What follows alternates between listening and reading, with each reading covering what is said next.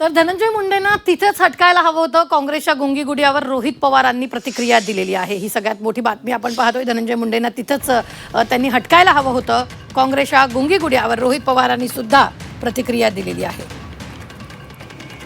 त्या काळामध्ये काही लोकांनी लिहिलं होतं की नेहरूजींबरोबर जेव्हा इंदिरा गांधीजी जायच्या तेव्हा त्या शांत असायच्या, त्या ऑब्झर्व करायच्या.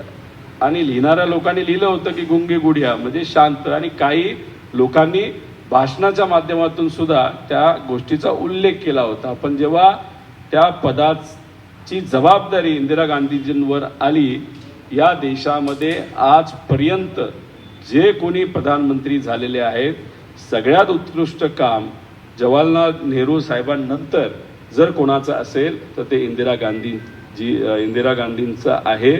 आणि इंदिरा गांधींनंतर मग बऱ्याच लोकांचा नंबर त्याच्यामध्ये लागतात. त्यामुळे मला असं वाटतं एका बाजूला चांगलं पण आहे, वाईट पण आहे. पण मुद्दा काय होता, तिथल्या तिथं त्या नेत्याला हटकायला पाहिजे होतं, जे दुर्दैवाने त्या ठिकाणी हटकवलं गेलं नाही.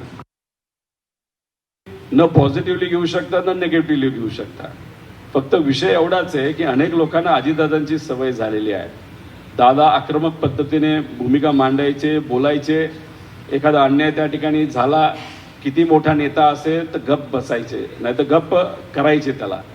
पण तीच अपेक्षा तुम्ही सुनेत्रा काकींकडनं ठेवणार असाल तर मला वाटत नाही ती कधीच त्या ठिकाणी पूर्ण होऊ शकते. कारण दादांची जागा कुणीच तिथं येऊ शकणार नाही.